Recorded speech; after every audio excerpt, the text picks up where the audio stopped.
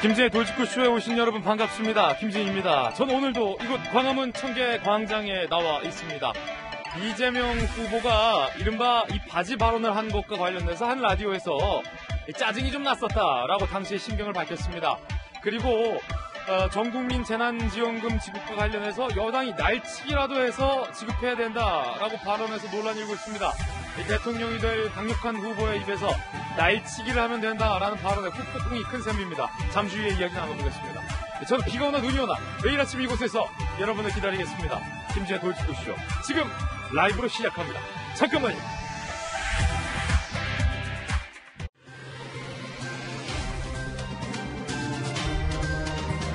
신문 읽어주는 남자입니다. 최재형 전 감사원장이 신속하게 입당 절차를 밟았습니다. 윤석열 전 총장과 대비되는 행보를 보이므로 차별화 전략을 취한 것이라는 분석이 나오고 있습니다. 조국 전 장관은 최재형 전 감사원장의 입당을 비판하며 문재인 대통령의 뜻을 최 전 원장이 배신했다라고 비판했습니다. 잠시 후에 이야기 나눠보겠습니다. 오늘 조간신문 함께 하시죠. 먼저 동아일보입니다. 최저임금 인상의 역설, 알바도 구하기 힘든 청년들, 이거 어떻게 하면 좋습니까? 20대 10명 중에 2명은 최저임금도 못 받는다라는 겁니다. 저임금 일자리부터 사라지고 있다. 그렇다면 이 취약계층이 더욱더 힘들어진다는 이야기. 20대 근로자가 가장 큰 타격이란 얘기입니다. 최저임금 미만 급여도 감수할 수밖에 없는 이런 상황.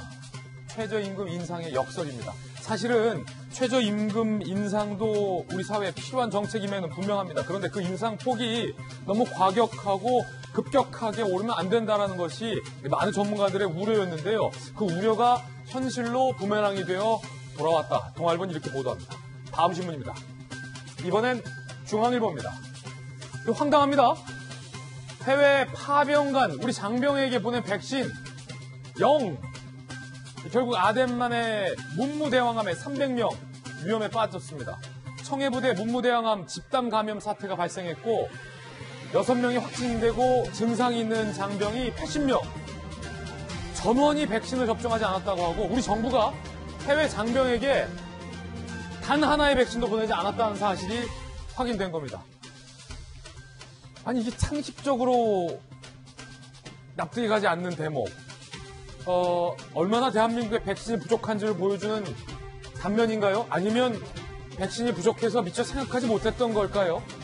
이리로 보나 저리로 보나 문제입니다. 다음 신문입니다. 이번엔 경향신문입니다.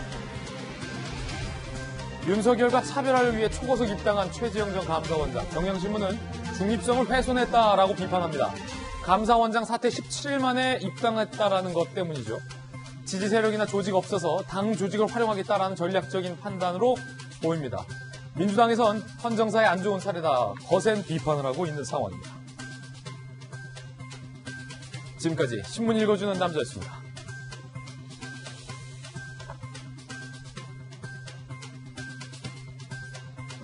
한국일보가 있었군요. 한국일보 빨리 끝내려고 했는데 안 되겠다. 문재인 대통령 공격했던 걸 반성한다. 이재명 지사. 이낙연 정세균 후보는 내가 민주당의 적통이다. 낯뜨거운 친문구의 경쟁을 한국일보는 비판했습니다. 지금까지 신문 읽어주는 남자였습니다. 오늘 함께한 전문가들 소개해드리겠습니다. 정혁진 변호사 그리고 김병민 전 비대위원 나오셨습니다. 민주당의 김영주 전 의원님 그리고 청와대 출입기자 출신의 이재명 정치부 선임기자 나왔습니다. 모두 어서 오세요.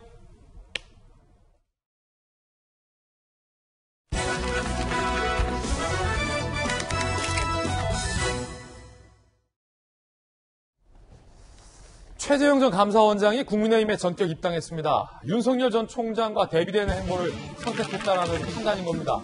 여당에서는 그 어느 때보다 강한 비판을 내놓고 있습니다. 최재형 빠르고 과감하게 입당 장면 살펴보시죠.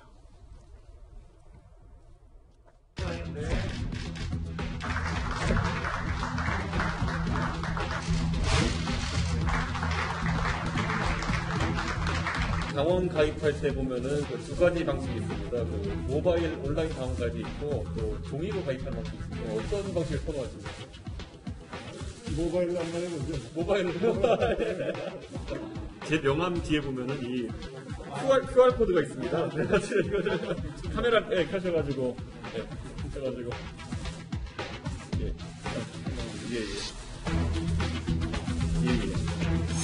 입장 신청이 완료되었습니다.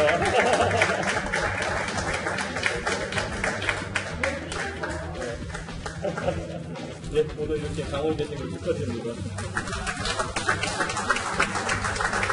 여러 당원 동지들과 함께 힘을 합쳐서 우리 국민의 수건인 정권 교체, 나아가서 희망을 가지고 살 수 있는 나라 만드는데 제 모든 것을 바치도록 노력하겠습니다.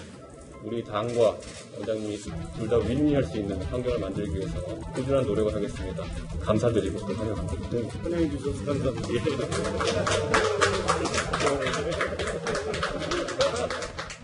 야권의 주요 대권 주자 중에 한 명인 최재형 전 감사원장이 예상보다 빠르게 전격 입당함에 따라서 평당원 입당인지만 당대표, 원내대표까지 나와서 성대한 입당식을 열어준 모습 확인할 수 있었습니다. 이재명 기자, 팔꿈치 인사를 하는 장면, 그리고 또 모바일로 당원에 가입하는 이런 것들도 뭔가 다 계산된 행보로 보인다는 분석도 나와요.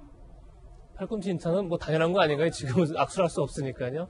계산된 행보라기보다는 굉장히 어쨌든 빠른 선택을 했다, 빠른 결단을 했다고 볼 수는 있죠. 전략적인 선택. 어제 이준석 대표를 예방한다 했을 때만 하더라도 이제 만나고 나서 어쨌든 대선 출마를 한 다음에 입당을 하지 않겠느냐, 이렇게 해서 이제 많이들 예상을 했었는데, 예. 대선 출마 전에, 그러니까 출마 선언문조차, 그러니까 출마 선언 의지조차 밝히기 전에 이미 먼저 입당을, 기정사실하고 입당을 했다는 것 자체가 굉장히, 거기에 이제 어떤 정치적 의미가 있다는 게 볼 수 있을 것 같고. 굉장히 빠르다. 그렇죠. 굉장히 빠르게 이제, 그래서 저희가 제목에서도 광속 행보다 이렇게까지 이제 표현을 했었는데, 물론 본인의 정치 경험이 부족하고, 그리고 어떤 조직을 갖고 있지 않는, 조직이 열세가 있고, 그리고 인지도도 낮고, 이런 여러 가지 핸디캡을 극복하기 위해서 입당만큼 좋은 카드가 없다, 이렇게 본인이 봤겠죠.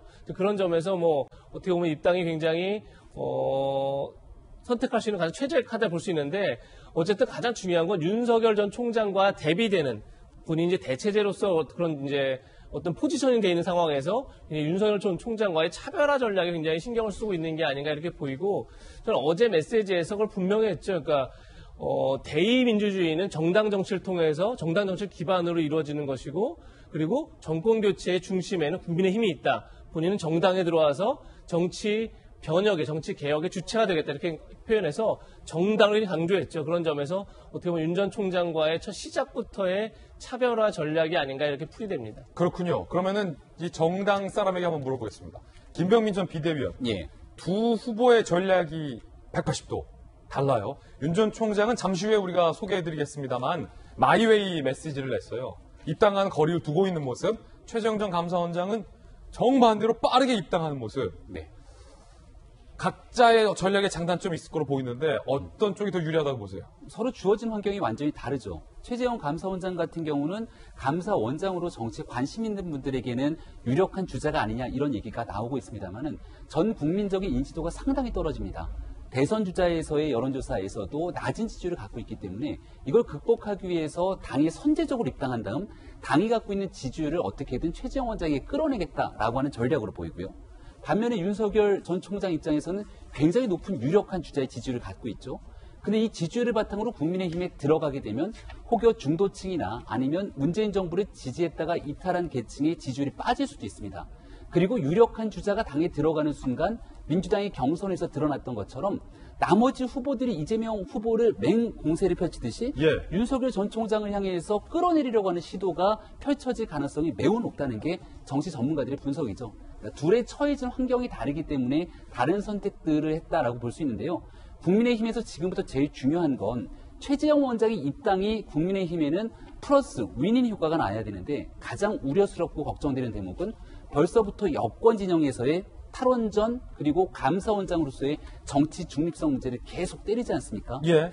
문재인 정부의 대선 과정에서 최재형 감사원장이 벌였던 엄중한 감사가 사실 국민에게 굉장히 중요한 충격을 줬는데, 이러한 일들이 혹여나 정치적인 이슈로 매몰되지는 않을까, 이런 걱정과 우려를 하신 분들도 상당합니다. 그렇군요. 민주당이 맹폭을 했습니다. 배신이라는 겁니다. 정세균 후보 배신, 국민 배신, 신의 배신, 원칙 배신, 감사원 배신. 배신자는 실패한다. 당신 배신자다. 박용진 후보. 고위공직자로서 염치가 있다면 할 수 없는 일. 당신 모렴치하다. 라는 비판. 정청래 의원은 독립운동하다가 친일파 가담했다. 요건 좀 글쎄요. 정청래 의원이 좀 비판을 하더라도 상식적인 비판을 해야죠. 이건 좀 무도한 비판 같습니다. 김용민 의원. 비판하는 시간조차 아까울 정도로 한심한 행동. 신동근 의원. 꽃가마 탔다고 착각할지 모르나 불가마 안에 들어간 것이다. 신동근 의원의 비판은 굉장히 좀 뼈를 때리는 말이네요. 꽃가마인데 사실은 불가마다. 라는 비판들, 다양한 비판들 나오고 있습니다. 주로 김용주 의원님, 네. 이제 배신이다. 문재인 정부가 임명한 문재인 정부가 감사원장이 어떻게 야당의 17일 만에 야당의 어떤 대권주로 입당할 수 있느냐 이런 비판이 주군요. 정청래 의원의 어떤 친일파만 빼면. 그렇습니다. 이제 우선은 정치인들은 자기 정치적 입장에서 그렇게 지금은 말하자면 최 감사원장을 비판하는 것들이 기본이라고 생각하는 선일 겁니다. 이제 내용과 형식은 다를 뿐이죠. 다만 이제 제가 생각하기에는 최 감사원장이 이 마음에 급한 거하고 실제적으로 전체를 보는 시각하고 자기 조절을 조금만 더 했으면 1, 2주 정도만 조금 더 늦게 들어갔으면 일정한 거 바로 끝나자마자 17일 만에 이렇게 뛰쳐 들어가다시피 하는 정도의 모습을 보이는 것들은 이 여당의 공격이 충분히 있고 그 공격의 여파가 국민의힘까지 미칠 수 있다라고 하는 부분, 이제 그런 부분들을 생각해서 움직여 가야 되는데 실제로 오롯이 이제는 최 감사원장이 당내에서 여러 가지 견제를 뚫고 자기 지지로 혼자서 외로운 싸움을 해야만 그것이 이제 그나마도 국민의힘에게 보상을 주는 그런 결과가 되었다는 것이죠.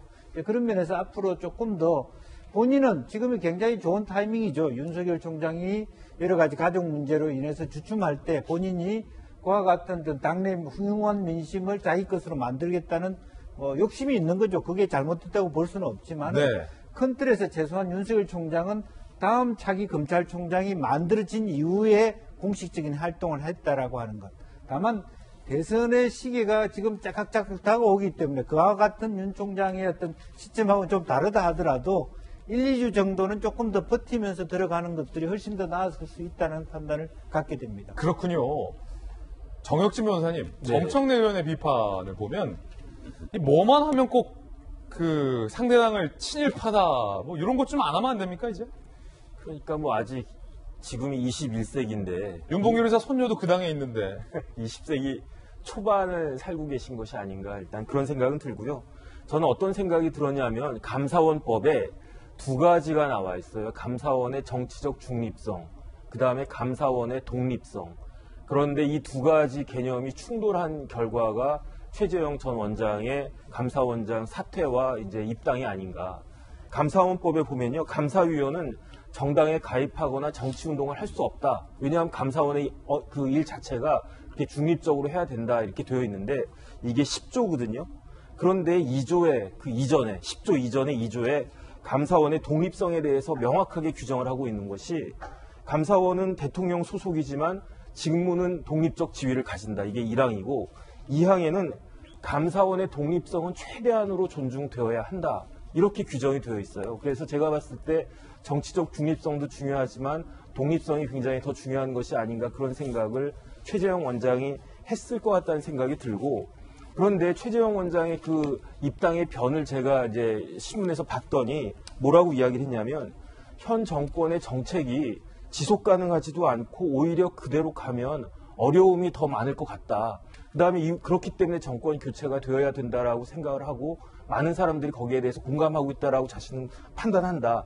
그렇기 때문에 자신은 그 정치적 중립성도 중요하지만 감사원의 독립성과 그것이 훼손이 됐고 그것이 결국은 지금 우리나라의 여러 가지 문제를 야기하고 있기 때문에 그렇기 때문에 감사원장의 직을 유지하는 것이 부적절하고 정권 교체를 위해서 작은 힘이라도 보태겠다 이런 취지로 저는 읽혀져가지고 비판하기 전에 그다음에 조국 전 장관도 비판을 했지만 제가 봤을 때 조금 이게 말이 안 된다고 생각하는 게 그건 잠시 후에 네네 질문 드리겠습니다. 그래서 어쨌든 이런 부분들이 최재형 그 감사원장의 이야기가 상대적으로 상당히 설득력이 있다라고 하는 것들에 대해서 지금 정부에서 그다음에 여권에서 좀 그 진지하게 수용하고 받아들이고 고쳐 나가려고 하는 그런 모습이 필요하다 생각이 듭니다.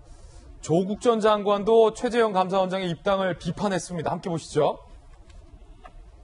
보수 인사 발탁을 중용한 문 대통령의 뜻은 여지없이 배신당했다. 최재형 감사원장 인선이 보수 인사 발탁 중용이라는 깊은 뜻이 있었습니까? 전 몰랐네요, 그렇죠? 고위공무원으로 중립적 감사를 했던 것인가, 자신의 대선 출마를 위한 정치를 했던 것인가 라고 비판을 합니다. 이재명 기자, 팩트체크 들어갑니다. 최재형 전 감사원장 발탁 당시에 보수 인사를 일부러 발탁을 했고 중용한 거다. 예컨대 협치를 위해서 이런 청와대 메시지가 있었습니까, 실제로? 그래서 당시에 그런 메시지를 냈던 것 같지는 않은데, 그러니까 저 문장 속에서 느껴지는 건 진짜 놀라운 편가름이죠. 최재형 원장이 판사 출신입니다. 만약에 정치권 인사라면 정말 국민의힘에 있던 인사 혹은 정권도 아니라면 국민의힘 정권에서 참여했던 인사를 발탁했다 그러면 보수 인사라고 할 수 있죠.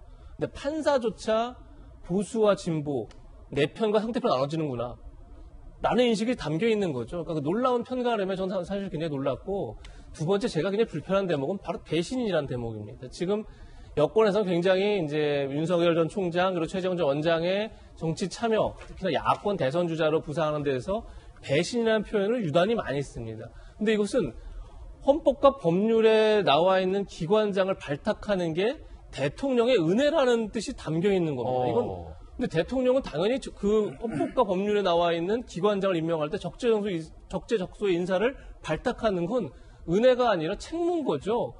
본인의 의무인 거죠. 그런데 불구하고 발탁된 거는 시혜입니다. 은혜를 받은 겁니다. 그러니까 이건 굉장히 어떻게 보면 공적 시스템을 사적 시스템으로 잘못 착각하고 오해하는 거죠. 이렇게 되면 이건 민주주의가 아니라 봉건주의가 되는 거죠.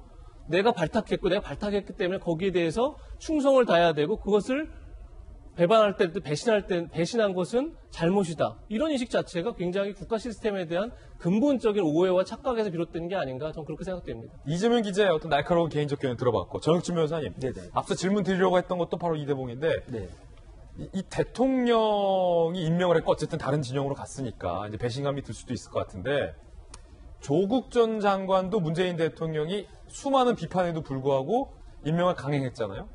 그 최재형 원장도 문재인 대통령이 임명한 거고, 문재인 대통령 입장에서는 상대당의 대권 주자가 된 최재형 감사원장이 더 배신감을 느낄까요? 아니면 내가 믿고 임명을 강행했는데 정경심 교수나 다른 어떤 이 조국 사태 이렇게 1심 유죄가 나온 거에서 더 배신감을 느낄까요? 일단 문 대통령의 생각은 제가 잘 모르겠고, 제가 만약에 대통령이다라고 한다면 조국 전 장관이 굉장히 원망스러울 것 같다는 생각이 들어요. 개인적으로는. 왜냐하면 문 대통령이야 조 전 장관에 대해서 마음에 깊은 빚이 있다라는 말씀까지 하셨지만, 제 입장에서는 지금 그 최재형 원장에 대해서 조국 전 장관이 뭐라고 이야기할 수가 없는 게, 최재형 원장이 선임이 된 것이 2018년 1월자거든요. 그 당시에 민정수석이 누구였습니까? 조국 전 민정수석이었다고요. 그러니까 자기가 뽑아놓고, 그러니까 물론 이제 임명은 대통령이 하셨지만 자기가 대통령께 적극적으로 청구해서 이거는 정말로 훌륭한 사람이고 문제가 없는 사람이고 감사원을, 그 다음에 그 당시에 야인도 변호사도 아니었고 현직 고위 법관이었단 말이에요. 민정수석실에서 하는 게 그런 일이니까. 그렇죠. 그러니까 또 조국 전 장관이 서울대 법대 교수 출신이었으니까 최재형 원장이 어떤 분인지 또 대학 선배이기도 하고 잘 알았을 거예요. 그렇기 때문에 최적임자다. 그 다음에 그때 또 그 최재형 원장이 선임됐을 때 모든 사람들이 진짜 잘된 인사다. 그렇게 생각을 했었는데, 지금 결국에 와서 이런 결과가 난 것에 대해서 먼저 이렇게 반성을 해야지, 지금 이렇게 됐다고 해가지고 배신당했다느니 그 다음에 심지어 친일파라는 이런 이야기 하는 것들이 얼마나 사람들한테 공감을 얻을 수 있을 것인가 하는 생각이 또 듭니다. 자, 두 분의 개인적 견해 들어봤고요. 그렇다면 윤석열 전 총장은 최재형 전 감사원장의 입당을 어떻게 바라보고 있을까요? 이야기 들어보시죠. 전략이라기보다 정치를 하시는 분들의 각자의 선택을 저는 다 존중합니다.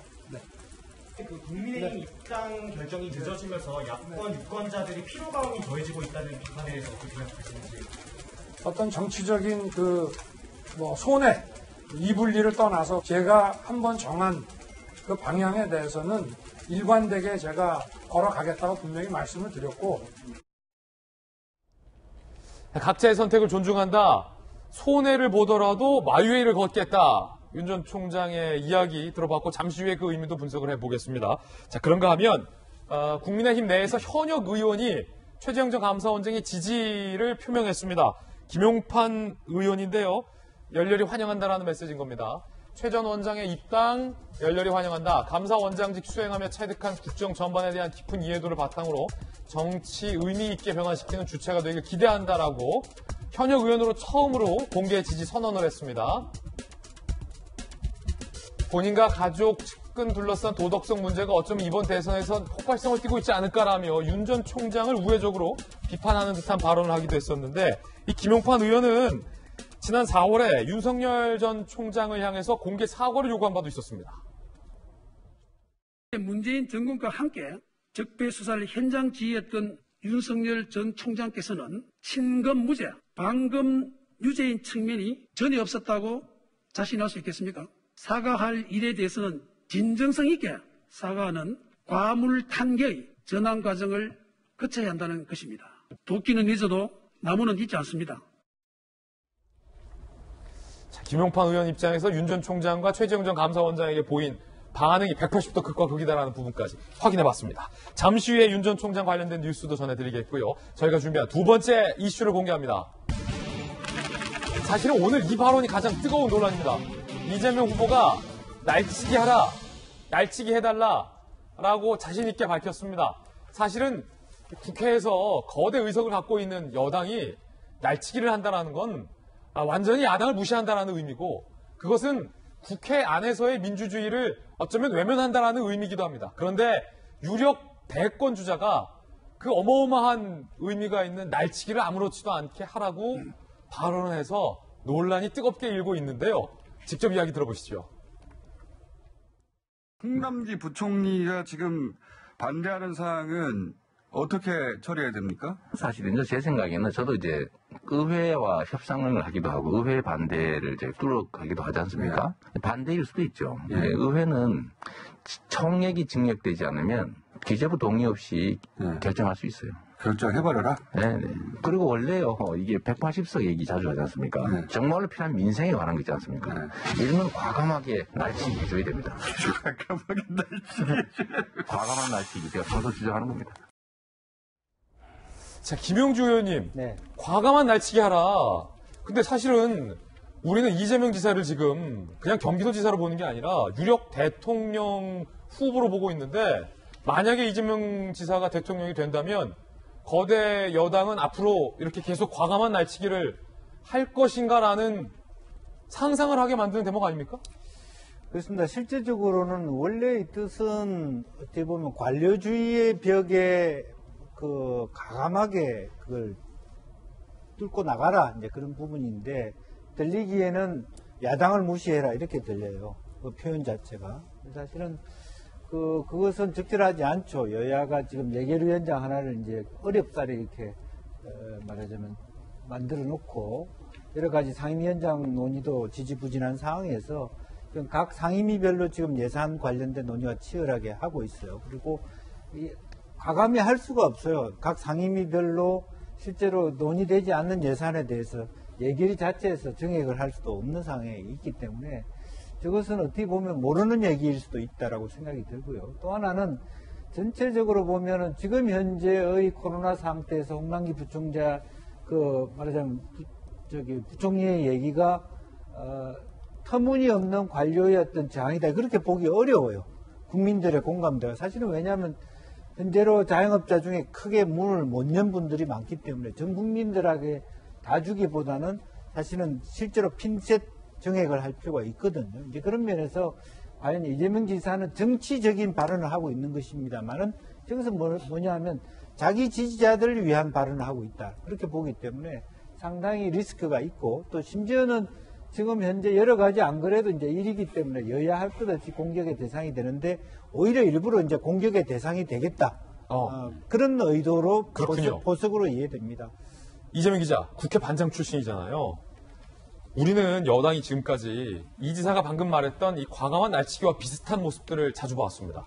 임대차 3법도 그러했고 연동형 비례제가 한창 논란일 때도 그러해왔고 그리고 각 상임위의 상임위원장을 선정하는 데 있어서도 배분하는 데 있어서도 그런 과감한 날치기와 같은 모습들을 봤고 그 결과도 우리 국민들이 알고 있잖아요. 이 과감한 날치기 이게 왜 문제인 겁니까? 그러니까 지금 대통령 후보들이 말하는 것은 앞으로 실제 대통령이 돼서 어떻게 국정을 운영할지, 어떻게 정치를 펴나갈지를 이제 예단할 수 있는 지금 바로 밑엔 거겠죠. 그런 점에서 날치기라는 표현 자체를 대통령 후보가 했다면 굉장히 대한민국 민주주의에 대한 굉장히 위협적인 발언인 거죠. 그러니까 이게 지금 날치기라는 것 자체가 결국은 야권을 무시하는 거면 지금 사실 현 정부에서 가장 많은 비판을 받고 있는 대목이 결국 나만 옳다는 오만과 독선 속에서 상대를 인정하지 않고 거기 속에서 정치가 실종되고 사회 갈등이 사회를 이제 거의 질식시킨 이런 단계에 왔다. 이런 이제 비판이 나오는 거 아니겠습니까? 그런데 지금 이재명 지사 얘기는 내 판단이 옳기 때문에 밀어붙이겠다. 그럼 거기서 어떻게 갈등이 조정되고 어떻게 정치의 공간이라는 게 만들어질 수 있는 거죠? 결국 정치를 없애버리겠다는 뜻과 똑같은 얘기인데 날치를 하겠다는 얘기 자체가.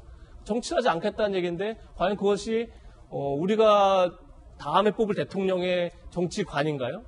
그러니까 참 그것이 이제 근본적인 문제가 있는 거고 더 하나 근본적으로 들어가면 지금 이재명 지사의 인식은 이겁니다.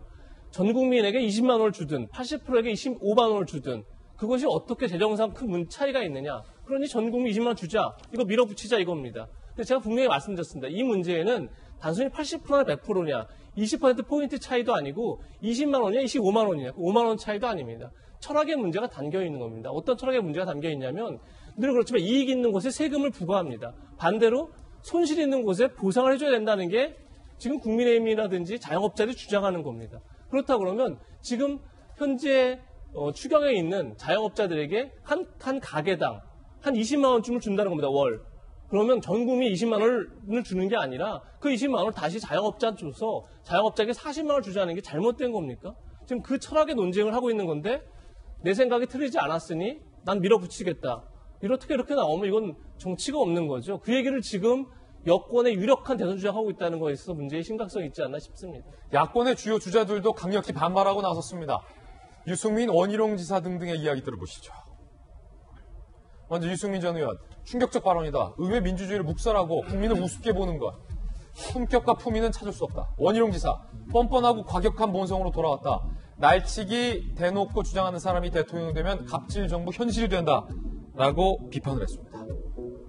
지금 이제 야당을 무시하는 내용들에 대해서 쭉 설명을 해줬으니까 저는 다른 관점에서 말씀을 좀 드릴게요. 저 이재명 지사의 발언을 두고 제일 불편할 사람은 야당이 아니라 저는 문재인 대통령이 아닐까 싶은데요. 그래요?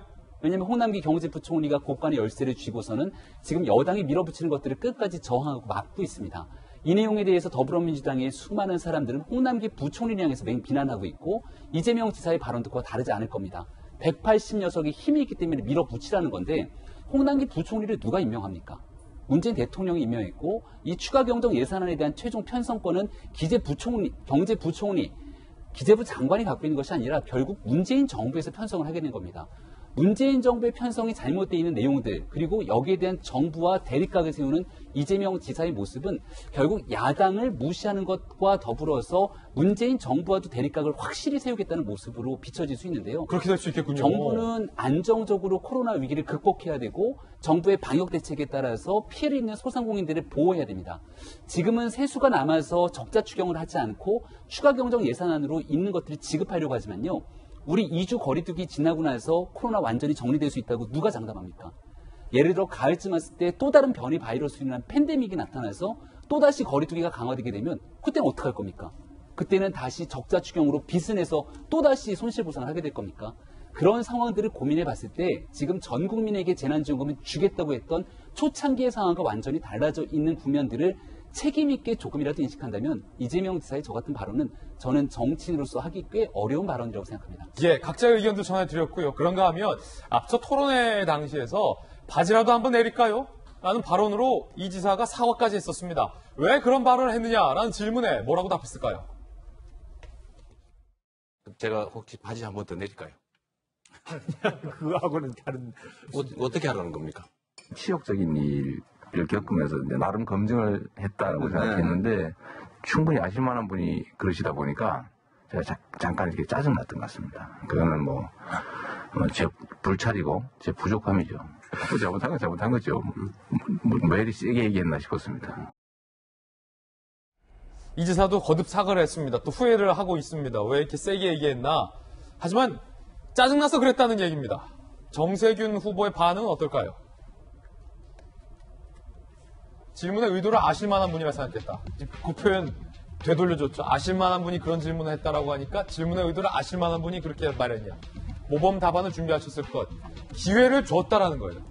이런 질문이 나오리라고 이 지사도 예상을 했을 거고 정세균 후보는 기회를 줬으면 그걸 잘 써야지. 명색이 대선 후보 토론회를 바지 토론회로 만들고 이제 와서 짜증나서 그랬다라니 라고 정세균 후보가 짜증이 난 것 같습니다. 오히려. 정혁진 변호사님, 네. 짜증나서 그랬다. 이게 그 짜증도 짜증이지만 뭐라고 그 이 지사가 말씀을 하셨냐면 불찰이었다라고 했잖아요. 불찰이었다란 말은 살필 찰이잖아요. 내가 제대로 짜증이 나가지고 제대로 살피지 못해서 말실수를 했으니까 앞으로 조심하겠다 이런 취지로 저는 받아들였는데 이거는 바지 발언보다도 날치기 발언은 제가 봤을 때 훨씬 더 심각합니다. 김병민 위원님 옆에 계시지만 야당 무시가 받을 수도 있죠. 180석이고 한참 차이가 나니까. 하지만 아무리 180석을 가진 거대 여당이라고 하더라도 헌법을 무시하면 안 되잖아요. 헌법 57조에 어떻게 되어 있냐면은 정부의 동의 없이 국회가 예산을 증가하거나 새로운 비목을 설치할 수 없다 이렇게 되어 있거든요. 그런데 그까짓 거 헌법이고 뭐고 간에 야당 무시한 게 아니고 제가 봤을 때 이건 위헌적인 그 발언을 하신 것이기 때문에 이거는 불찰 곱하기 불찰이 아닌가 그런 생각이 들고요. 예산이 뭡니까? 결국은 세금이잖아요. 여기 이제 모든 사람들이 우리나라 모든 국민들이 열심히 일해서 내가 이 돈 다 이렇게 나름대로 생각이 있는데 먼저 세금부터 띄고 나머지 생활 갖다 하지 않습니까?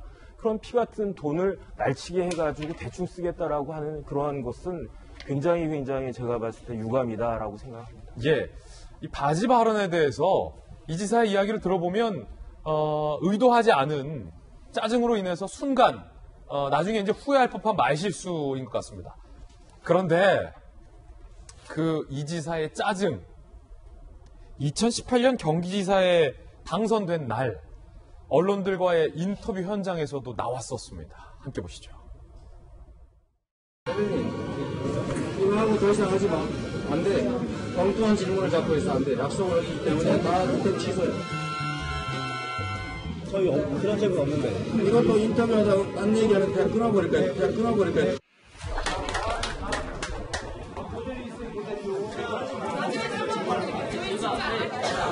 처음에 시작할 때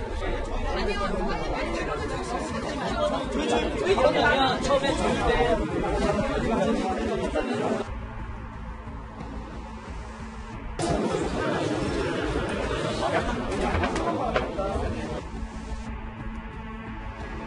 좀 미래지향적인 얘기를 하자. 그런데 단 한 군데 예외도 없이 다 이렇게 과거 얘기, 사실 궁금한 이야기 그런 얘기에서 이재명 기자 당선된 날이에요. 그리고 많은 언론사에서 김부선 씨와의 스캔들 여부에 대해서 물었습니다. 이 지사 입장에서는 화가 날 수 있는 상황이라는 것도 충분히 이해가 되는데 실제로 이 지사는 MBC 인터뷰 도중에 인이어라고 하잖아요. 인이어를 빼버렸습니다. 그리고 그 뒤에 있는 언론사와의 인터뷰들을 다 일방적으로 취소를 했습니다. 그때 당시에도 이 지사가 짜증을 냈었는데 대통령 후보에게 있어서의 이 짜증 그리고 대통령 후보로서 받아야 할 질문에 대해서 인식 차이가 좀 큰 것 같아요. 당연히 언론사들은 물어야 할 질문인데 이 지사는 부적절한 질문을 생각하면 그걸 용납하지 않는군요. 그러니까요.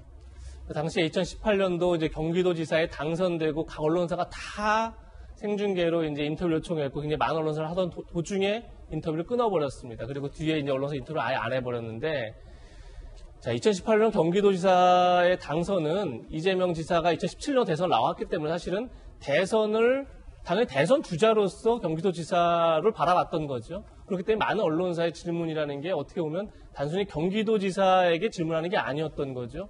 차기 미래 권력을 향한 질문이었고 그 질문 중에 글쎄요. 이재명 지사는 미래지향적인 것이 없었다 하지만 국민들 입장에서는 어떤 과거의 스캔들이나 이런 것들이 굉장히 그 이재명 지사가 펼쳐갈 미래의 정치에 대해서 중요한 판단의 근거가 될 수 있겠죠. 그러니까 언론 당에 질문할 권리가 있는 거죠. 그런데 그것을 일방적으로 끊어버렸습니다. 그 모습이 있었고 또 이번에 다시 예비 경선 과정에서 그 질문이 나오자 다시 또 감정적인 대응을 했습니다. 본인 스스로 얘기합니다. 짜증을 났었다. 그러니까 제가 지난번에도 말씀드렸지만 이 어떤 이 팩트, 사실관계 논란을 본인 스스로가 태도의 논란으로 바꿔버렸습니다. 거기다 또 감정적 대응의 논란으로 본인 스스로가 만들어버렸습니다. 근데 대통령의 말 하나가 국정에 어떤 나비 효과를 가져오는지는 저희가 뭐 숱한 사례들이 있습니다. 대통령 질문 하나가 국정을 어떻게 왜곡시키는지 제가 많은 사례를 보고 있습니다. 그런데 대통령의 감정적 표현 하나가 과연 어떤 결과를 가져올지 굉장히 두려운 거죠. 국민들 입장에서는. 그러니까 그런 모습들이 좀 보고 싶은데 그런 모습들을 우리 국민들 입장에서 검증하고 싶은데 이재명 지사 스스로가 난 짜증이 났다. 내가 감정적으로 대응했다고 스스로 고백을 합니다. 참 그것이 당황스러운 거고 저는 이 지사가 예비 경선 과정을 거치면서 지지율 하락의 원인이 내가 과거의 모습을 제대로 보여주지 못했다. 다시 사회다가 돌아가겠다. 이렇게 이제 표현하면서 굉장히 표현이 다시 거칠어집니다. 근데 과연 이재명 지사의 사이다가 거침이었을까요? 저는 오히려 선명성과 추진력에 더 믿는데 저는 이재명 지사가 다시 돌아가고 싶은 사이다의 모습이 좀 그 방향을 잘못 잡고 있는 게 아닌가 좀 이런 우려가 듭니다. 자, 이 같은 이 지사의 어찌 보면 이 감정적인 부분을 상대 후보들은 더욱더 파고들고 있습니다. 맹추격하고 있는 이낙연 캠프의 선거대책위원장을 맡고 있는 서른 의원은요. 이 지사가 형수와 형에게 했었다는 이 욕설 의혹에 대해서 언급했습니다.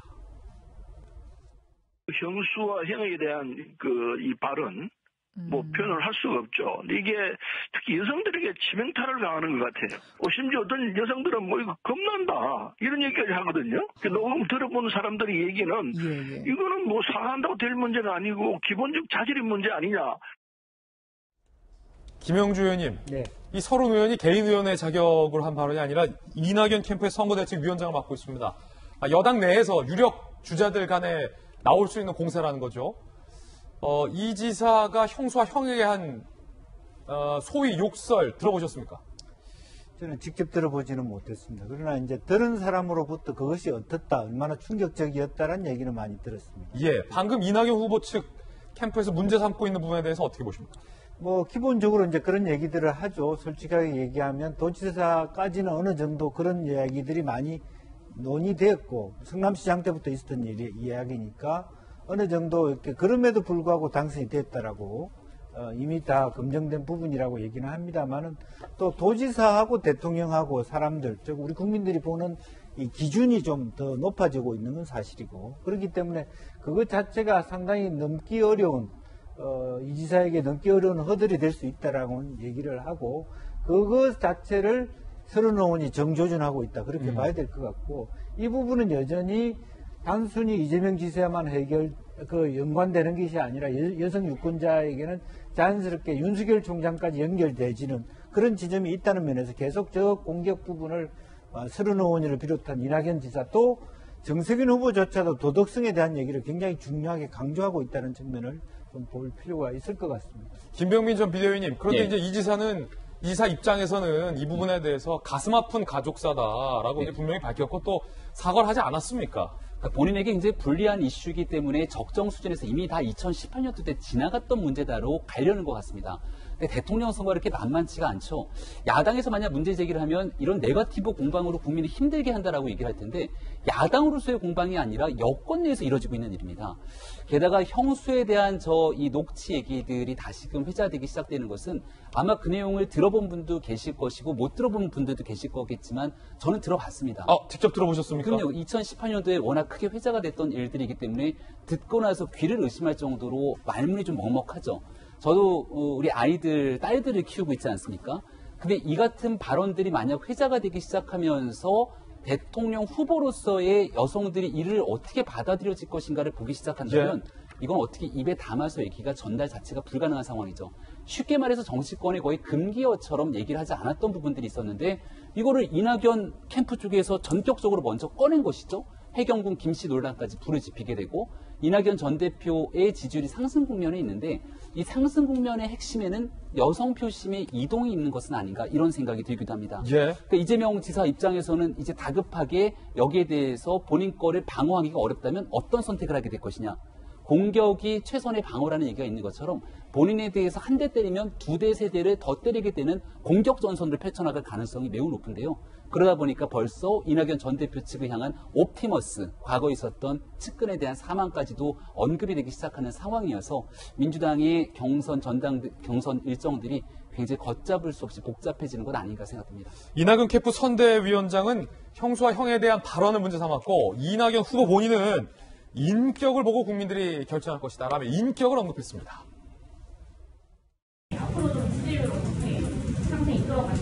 저는 더 상승할 수 있다 이렇게 생각합니다. 이재명 후보께서 알팁을 상당히 많이 얻었습니다. 예. 그 부분에 대해서 후보님께서 대처 방안을 어떻게 갖고 있습니까? 국민들은 대통령 후보를 판단할 때 한두 가지 가지고 판단하는 것이 아니라 전인격을 판단하게 되거든요. 문제 제기의 방식, 태도, 그리고 그 대상, 모든 것들을 국민들이 세밀하게 보고 계실 것이다. 이재명, 이낙연, 2강 체제로 경쟁이 치열해지자 이재명 후보가 친문 마음에 구애를 하기 시작했다라는 분석이 나왔습니다. 이야기 들어보시죠.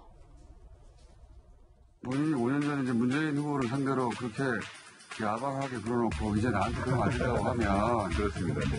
이건 자기 억지 이렇게 공격하면 뭐라고 할 수 있어요? 이게 업보다 이렇게 생각하고 네, 업보입니다. 그래서 많이 반성됐습니다.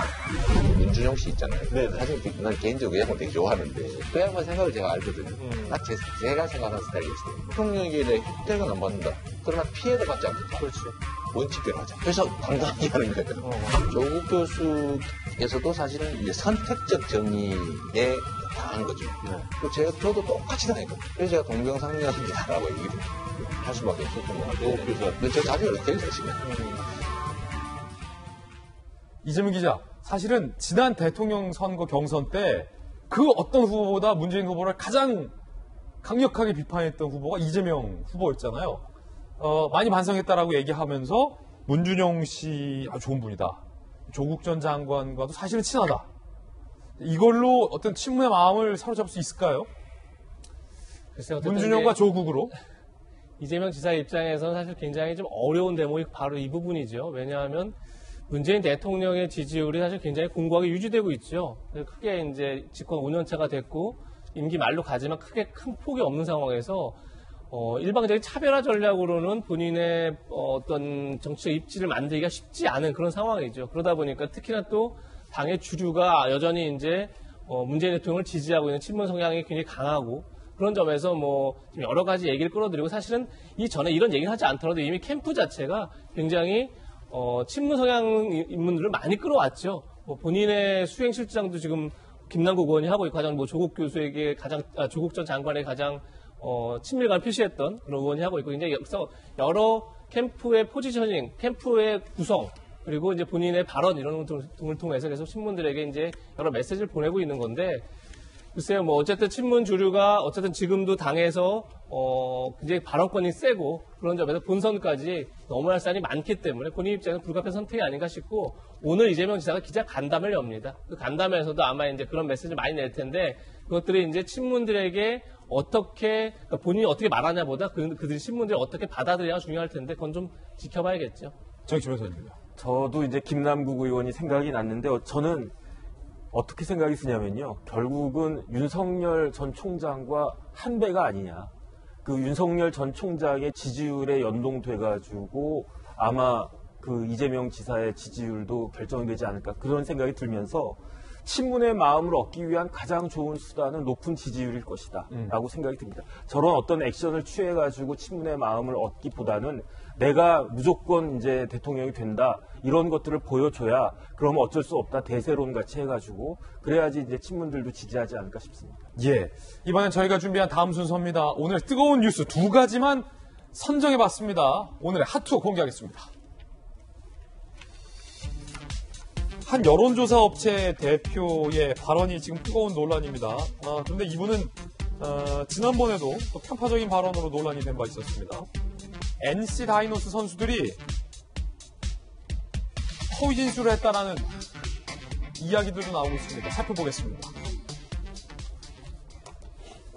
박시영 여론조사 업체 윈지 코리아 컨설팅 박시영 대표가 윤석열 전 총장의 지지율을 향해서 이렇게 발언해서 논란이 일고 있습니다.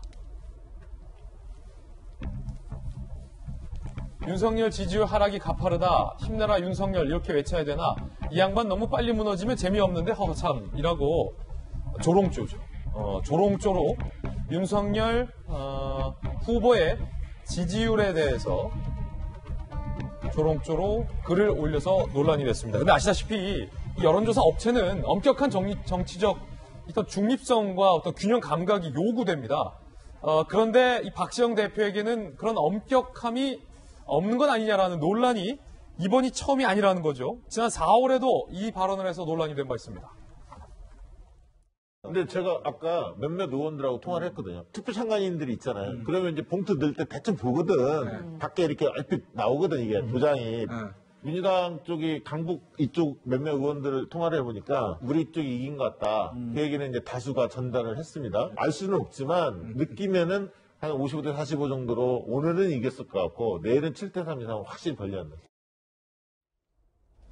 여론조사 공표 금지 기간에 여론조사 업체 대표가 그것도 참관인들로부터 55대 45로 이기고 있다라는 얘기를 들었다라고 유튜브 등 방송에 나가서 이야기를 한 것도 논란이 된 바 있었고 이번에는 이 양반 빨리 떨어지면 재미없다 힘내라라고 특정 후보에 대해서 조롱하는 글을 올려서 논란이 된 건데 김병민 전 비대위원 어떤 유튜브 방송 보니까 같이 출연하시던데요? 네. 잘 아시죠? 방송 같이 많이 한 적도 있고요.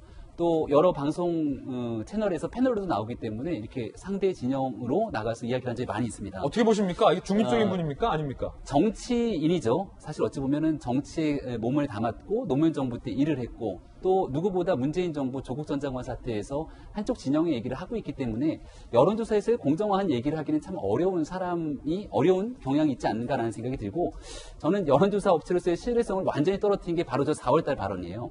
저게 4.7 보궐선거 이 사전투표가 아마 첫째 날 정도 기간 동안 했던 방송이 아닌가 싶은데 일단 불법적인 내용 아닙니까? 남이 투표하고 있는 걸 슬쩍 봤더니만 이런 것들을 봐서 전체적으로 여기가 더 많은 것 같다. 이렇게 얘기를 했는데 관측도 틀리고 4.7 보궐선거 결과를 우리 모두가 다 지켜보지 않았습니까? 25개 자치구 전체에서 국민의힘이 완전히 이겼던 상황. 여론조사 업체의 대표로서 얘기하기에 감이나 여기에 대한 평가가 완전히 신뢰성을 잃어버린 상황이기 때문에 일단 그 정도의 모습들 자체로서도 저 여론조사 업체가 갖고 있는 신뢰성 문제가 제기될 수 있고 다른 것들을 다 떠나서 정치적으로 저렇게 편향적으로 발언을 계속 쏟아내면서 일을 할 거라면 여론조사 업체로서 일을 하기보다는 그냥 민주당 혹은 열린민주당 등에 대한 정치적인 행동을 하는 것이 훨씬 더 본인에게 도움이 되지 않을까 저는 이런 생각이 듭니다. 윤석열 전 총장에 대해서 이 조롱조 글을 올린 박시영 대표가 지난 3월에 이렇게 SNS에 글을 올립니다. 당신을 사랑합니다. 조 전 장관과 친분이 있군요. 함께 와인인가요? 맥주를 먹는 사진을 올리면서 당신을 사랑한다라고. 글쎄요. 사랑은 자유인데 여론조사 업체 대표로서의 어떤 공정함과 기본적인 자질의 문제겠죠. 조국 전 장관은 덕분에 잘 먹고 잘 취했네요. 건승이라고 굉장히 친밀한 사진도 올리기도 합니다. 논란이 일자 박시영 대표가 SNS에 적극적으로 반박을 하고 나섰습니다. 조사 방식에 대한 기본적 이해부터 갖추고 입을 열라. 여론조사를 조작할 수 있다고 상상하나 본데 무지의 소치이자 궤변이다. 그동안 가상대결 시 윤석열 지지율이 줄곧 우세였다. 그때는 왜 가만히 있다가 이낙연, 이재명과 모두 오차범인의 혼전치다. 짜 민감하게 반응하나 라며 어제 반박글을 올립니다. 정익주 변호사님, 이 반박글에 대해서는 어떻게 보세요? 일단 저는 어떻게 생각을 하냐면 여론은 조사하는 거지 판단하는 게 아니거든요. 그런데 여론조사 업체가 어떤 판단을 하게 되면 그 여론조사 자체가 어떻게 보면 굉장히 오염됐다라고 판단이 될 수가 있기 때문에 그렇기 때문에 공직선거법이 개정이 돼가지고 이 여론조사를 심의할 수 있도록 그렇게 규정이 되어 있거든요. 이런 부분들을 누구보다도 대표니까 잘 아실 텐데 그럼에도 불구하고 저런 말씀을 하시는 것은 스스로 부적절한 발언을 일부러 하는 것이 아닌가, 고의적으로. 저는 그런 생각까지 좀 듭니다. 박시영 대표의 반박을 결국 한 문장으로 줄이면 이재명 기자, 여론조사는 공정하니까 나는 앞으로 계속 이렇게 얘기해도 상관없다. 이거 아닙니까? 여론조사 방식을 이해하는 입장에서 입을 열겠습니다. 여론조사를 조작할 수 없다라고 분명히 말씀하셨지만 여론조사인 질문에 조사만 바꿔도 결과값이 달라진다는 건 세상에 다 아는 얘기입니다. 그만큼 조사에 있어서 얼마만큼 조사하는 기관 자체가 조사 질문을 만들m에 있어서 정치적 중립성을 지키려는 의지가 있느냐 없느냐가 값을 다르게 만드는 거죠.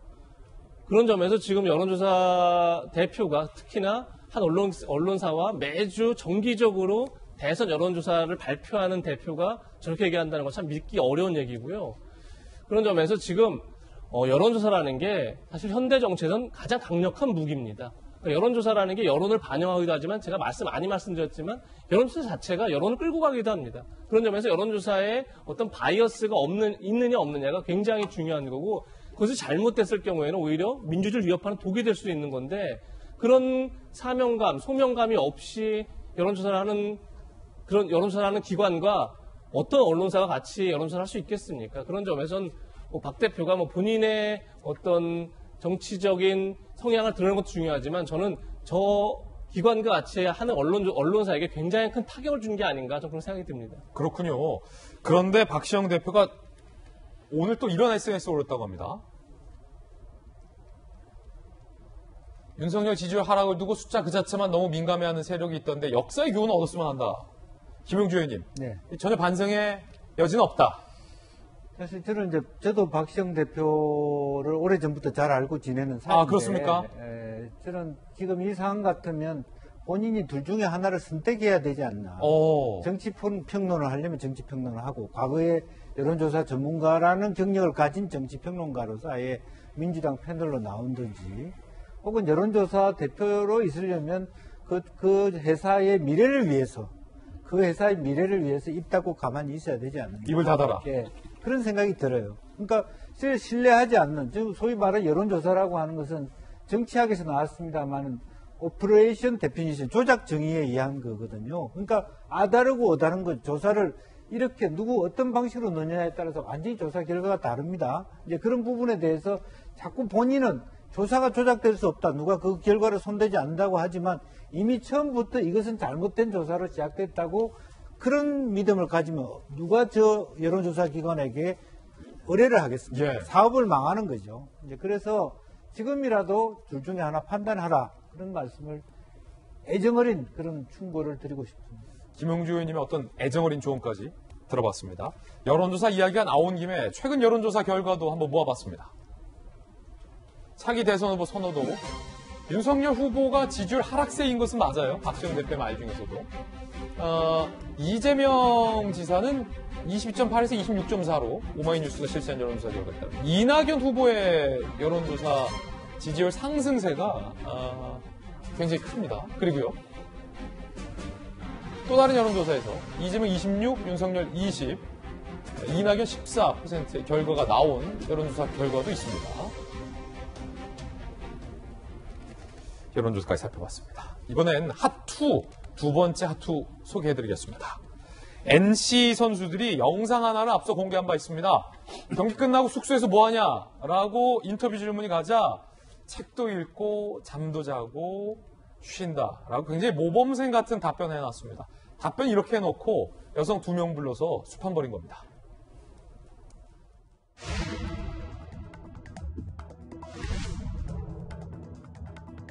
잘해줘. 네, 갑니다. 잘해줘. 10시에 도착. 힘들어서 요즘에는 뭐 할 수가 없어요. 코로나도 있고. 자거나 책 보고 할 수 없다라고 답변한 이 선수들이 여성 2명과 함께 호텔방에서 술판을 벌인 선수들입니다.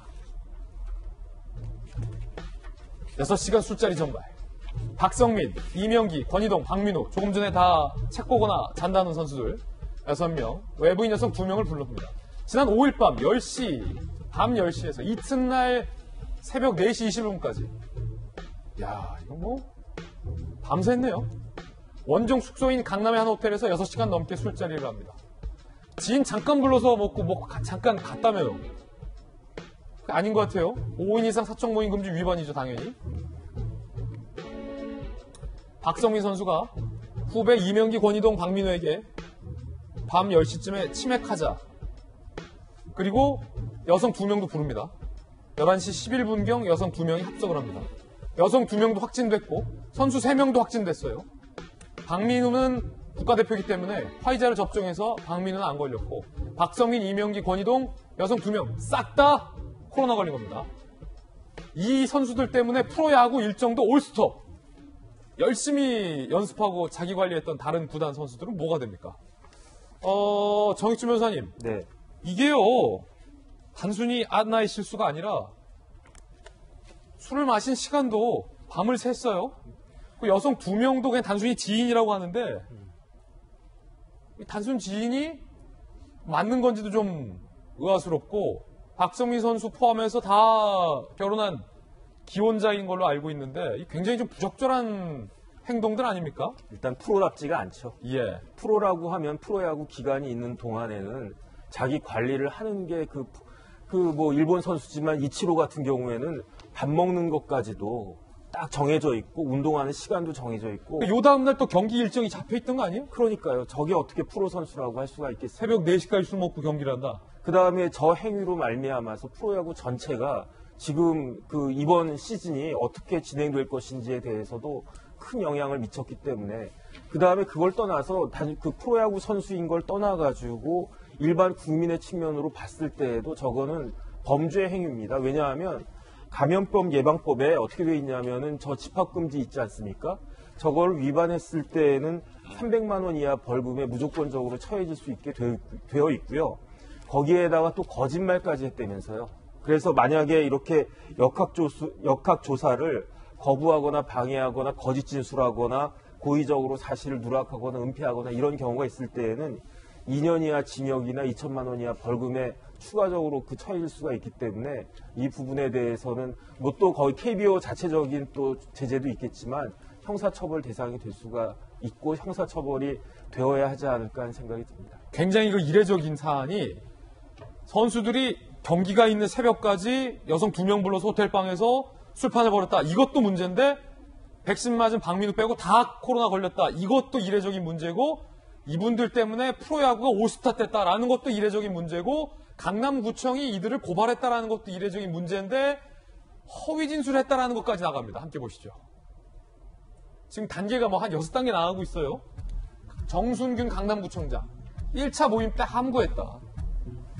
동선 누락되면서 처음엔 여성 2명과의 연결고리를 찾지 못했다는 거예요. 제보로 CCTV 확인한 뒤에 알게 됐다. 그러니까 거짓말한 탓에 늦어졌다는 거죠.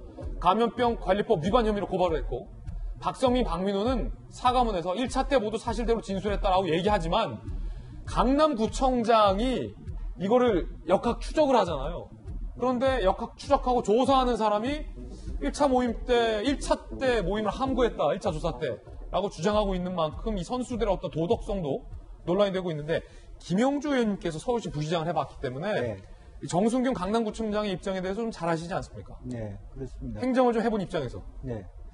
아무래도 이제 실무 책임자이기 때문에 그런 어떤 법적 조치라든지 그런 것들을 취하지고 특히 최근에 수도권에 말하자면 바이러스와 관련돼서 백신 문제, 서울시 정무부시장과 또 후보 대통령과의 여러 가지 아주 정말로 책임 공방까지 나타나고 있는 상황에서 엄중한 상황에서 이런 문제가 있었기 때문에 실제로 선수들의 어떤 진술을 하냐에 따라서 그런 동선 추적을 하게 되는데 지금 단순히 진실이냐 거짓이냐의 문제가 아니라 이것이 잘못했을 경우에 확진자가 더 확 늘어나는 그런 N차 감염의 가능성이 있는 거 아닙니까? 아니, 그 가능성이 있는 거예요, 지금. 네. 그렇기 때문에 그런 부분들이, 만약 그 분들이, 단순한 그 여성분들이 그냥 어떤 개인 친구가 아니고 그런 일들을 자주 하면서 여기저기 다니는 분들이라면 어떤 일들이 있겠냐 하는 부분까지 있기 때문에 강남구는 강남구대로 서울시는 서울시대로 긴장할 수밖에 없는 거고 그러기 위해서라도 빨리 이것을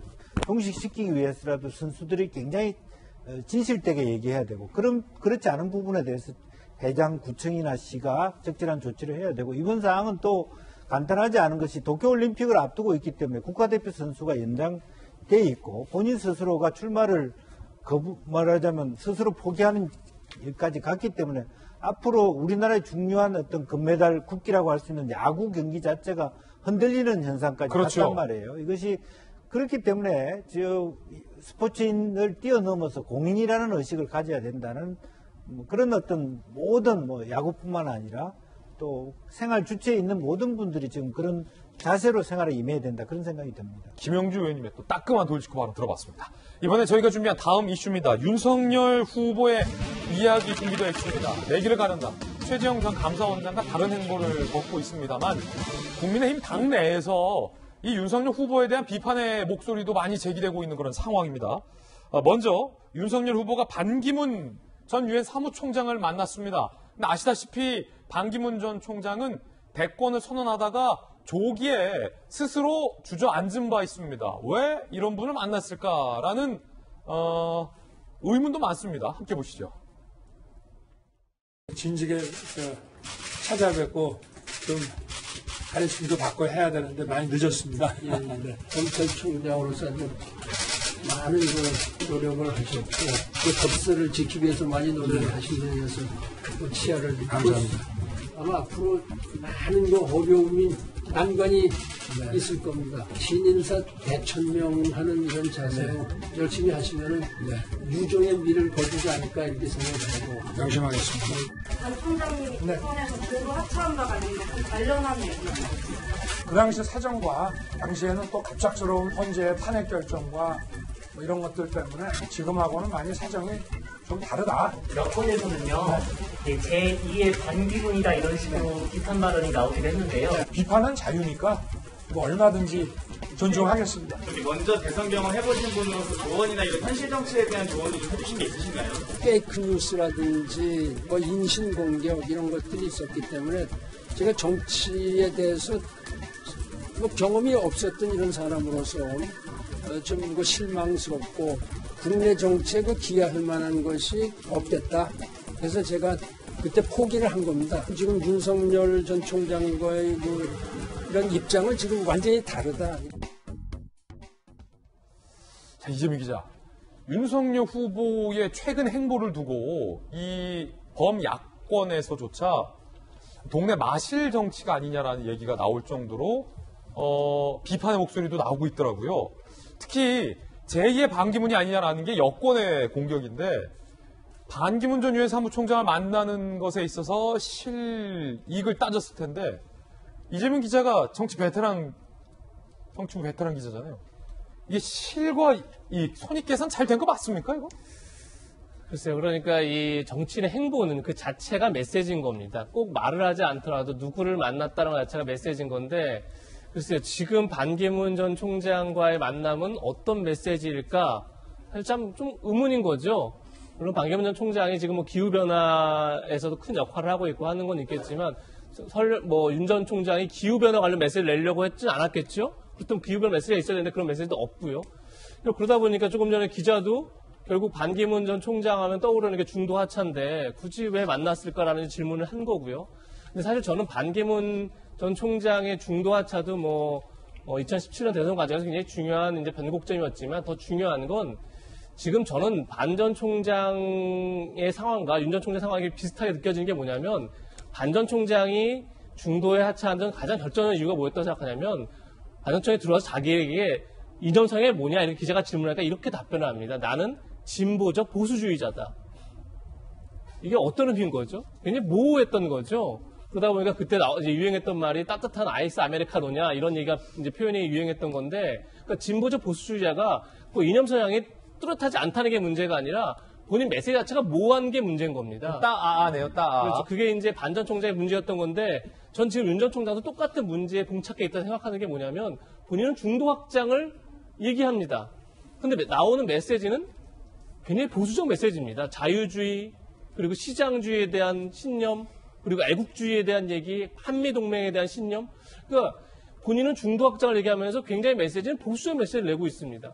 그러니까 이 행보와 메시지 엇박자가 사실은 제가 볼 땐 반 전 총장의 가장 큰 문제를 저는 꼽고 싶은데, 그러니까 윤 전 총장의 가장 큰 문제를 꼽고 싶은데 반 전 총장의 똑같은 문제가 있었던 거죠. 그래서 저 만남 자체가 오히려 본인의 단점을 부각하는 게 아닌가라는 저는 좀 그런 생각이 들더라고요. 혹시 같은 이제 총장 출신이라 만났다.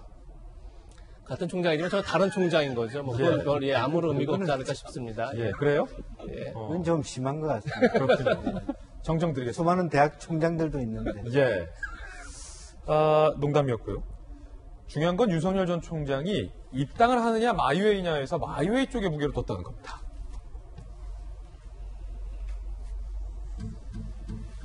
대선구도 출렁, 마이웨이 고수. 정치적 손에 있더라도 제가 한번 정한 방향에 대해서 일관되게 걸어가겠다. 요게 김병민 비대위원님. 네. 그러니까 입당 안 하겠다.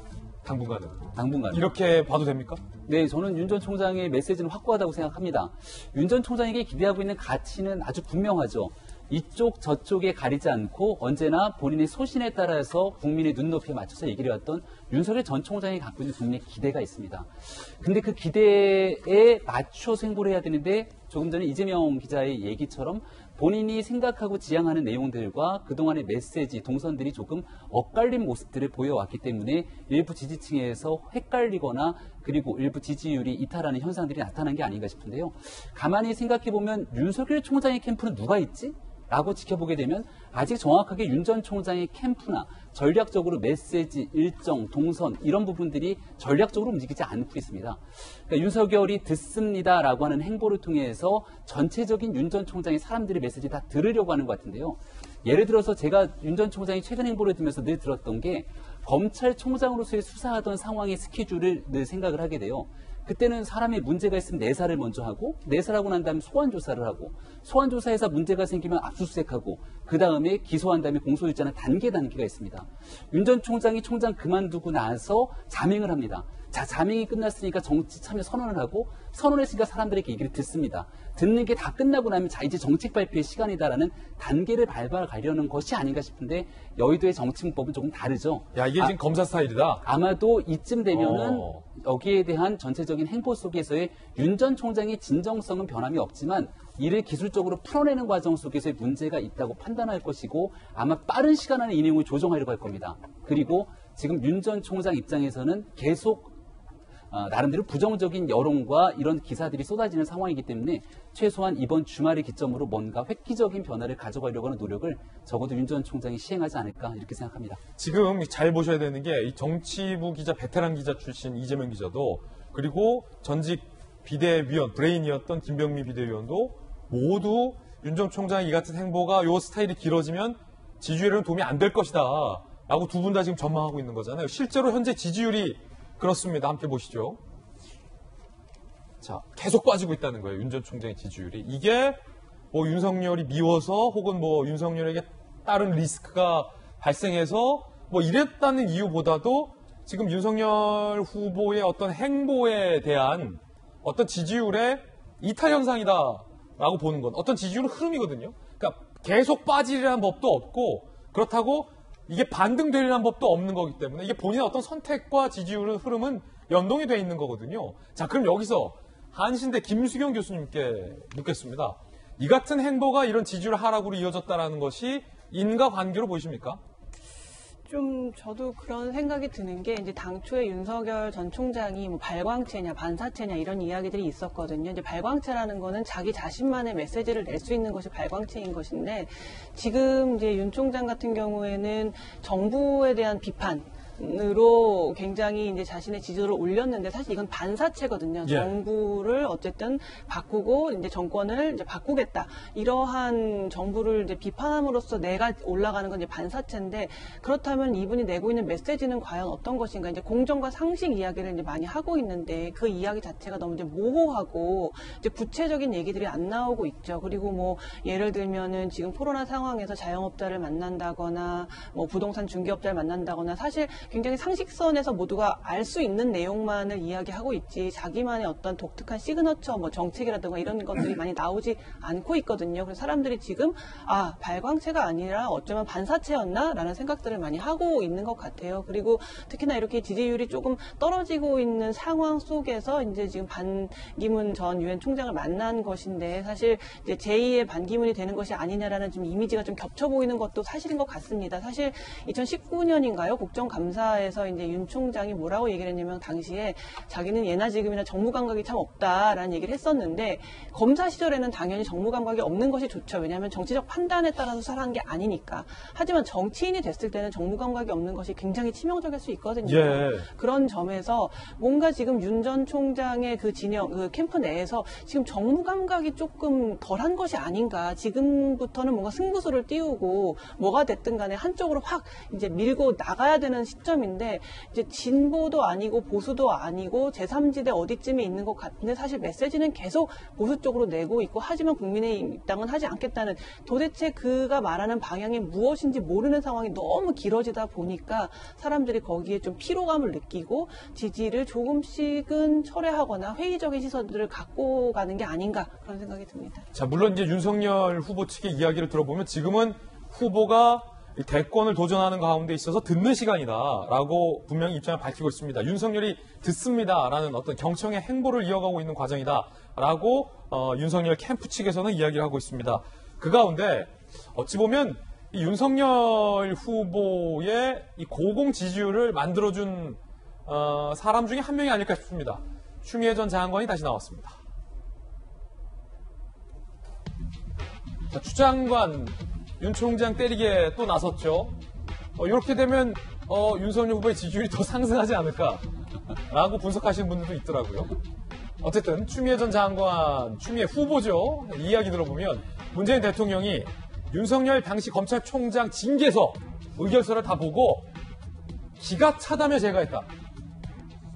진짜 문재인 대통령이 저 기가 차다라고 얘기했을까요? 글쎄요. 이게 좀 의문인데 어쨌든 추 장관 주장에 따르면 문 대통령이 법무부 장관, 추 장관이 올린 징계 의결서를 보고 기가 차다라며 제거했다. 장관이 잘했다. 이것이 민주주의다. 이렇게까지 문재인 대통령이 얘기를 했다라는 주장을 추미애 후보가 얘기합니다.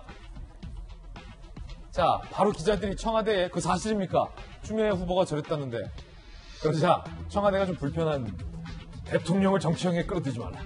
대통령 성품과 맞지 않는 발언이다. 바로 청와대가 부정을 해버립니다. 김영주 의원님. 네.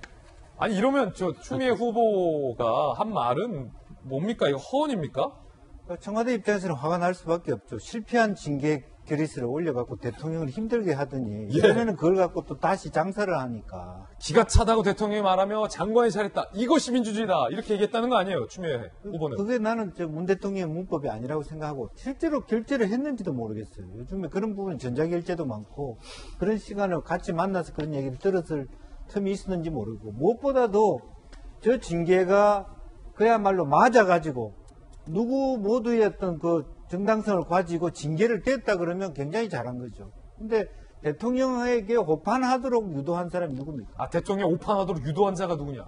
사실은 법무부 장관이잖아요, 사실은. 대통령이 정말 잘못된 보고를 받고 사인을 함으로써 어려움에 처하게 한 사람이 이제는 그것을 또 다시 자기한테 이롭게 얘기해서 윤석열, 정말 추 장관은 혹시 윤 전 총장이 지지율이 빠질까 걱정하지 않을까 그런 생각까지 드네요. 그래서 이런 말 하는 거냐? 네. 법적으로 추미애 장관이 주도했던 징계는 사실은 법적으로도 그 징계의 정당성이 부인이 된 상황이었는데 대통령이 결과적으로 재가람에 따라서 대통령에게도 상당히 좀 부담이 갔던 리스크를 추 장관이 다시 꺼내는 겁니다. 추 후보가. 그런데 청와대에서 그때 당시에 뭐라고 얘기를 했었는지 대통령이 재가 관련돼서 그때 당시 이야기 들어보시죠. 대통령은 검찰총장 징계라는 초유의 사태에 이르게 된 데 대해 임명권자로서 무겁게 받아들인다. 국민들께 매우 송구하다며 검찰이 바로 서는 계기가 되길 바란다. 검찰총장 징계를 둘러싼 혼란을 일단락짓고 법무부와 검찰의 새로운 출발을 기대한다고 말했습니다. 이재명 기자, 그때 당시에 어쩔 수 없이 대통령이 제거한다라는 게 도대체 무슨 뜻이냐?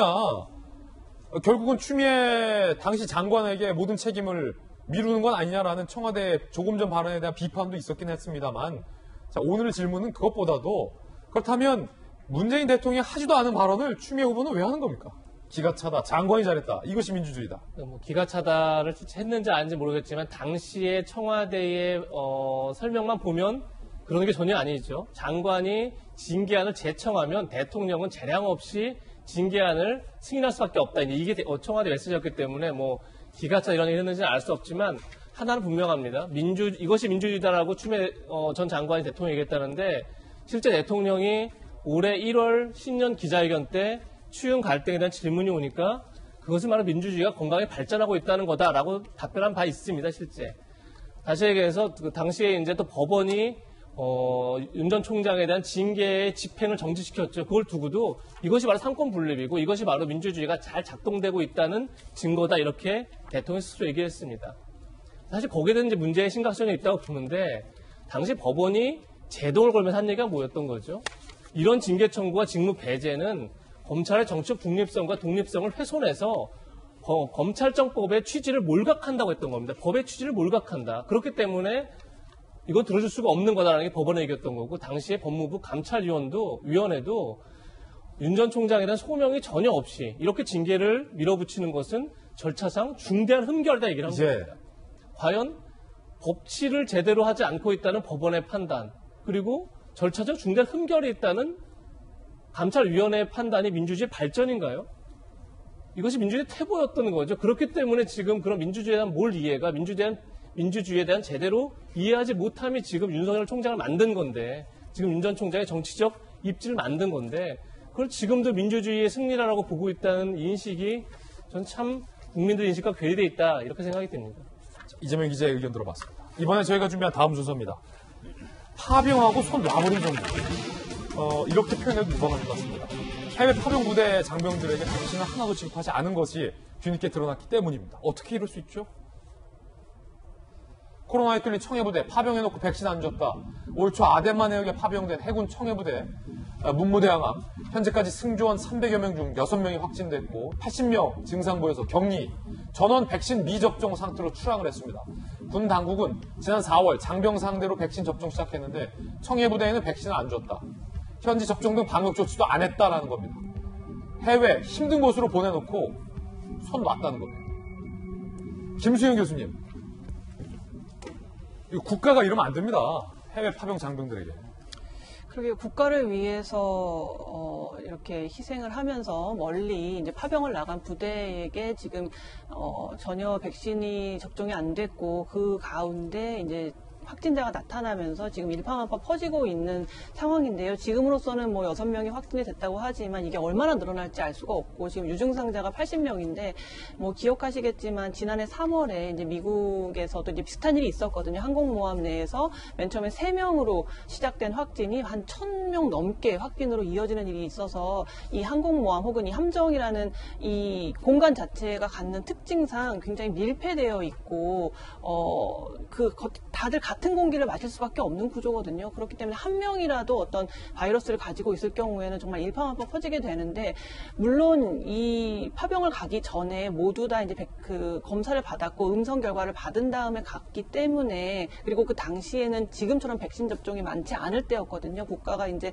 백신 접종을 처음으로 시작합니다 하기 전에 파병이 됐기 때문에 어쩔 수 없다 치고 그렇지만 그 뒤로 백신을 구했으면 당연히 그쪽 뭐 파병된 그 국가와 뭐 연계를 하든지 아니면 우리가 뭐 백신을 가지고 가든지 여러 가지 방법을 통해서 이들에게 백신을 접종할 수 있는 방법을 당연히 고안을 했어야 됐는데 그냥 손 놓고 있었던 거죠. 예. 그래서 이제 와서 지금 뭐 증상자를 뭐 데리고 온다 이런 얘기가 있는데 무쪼록 이렇게 국가를 위해서 이렇게 희생하기 위해서 멀리 가 있는 분들에게는 당연히 국가가 제일 먼저 어떻게 이 사람들의 건강을 책임질 것인지를 고안했어야 된다. 그런 비판에서 자유로울 수 없다는 생각이 듭니다. 아니 그러니까 애초에 그 백신 물량을 확보하지 못했던 정책적인 미스도 실책인데 김명희 비대위원님 네. 미국이랑 자꾸 비교되는 거예요. 사실은 미국은 주한미군의 코로나19 감염 우려 때문에 사실 한미동맹 의미도 있겠지만 주한미군이랑 같이 일하는 우리 카투사 다른 나라 장병들까지 미국은 맞춰줬잖아요. 근데 우리나라는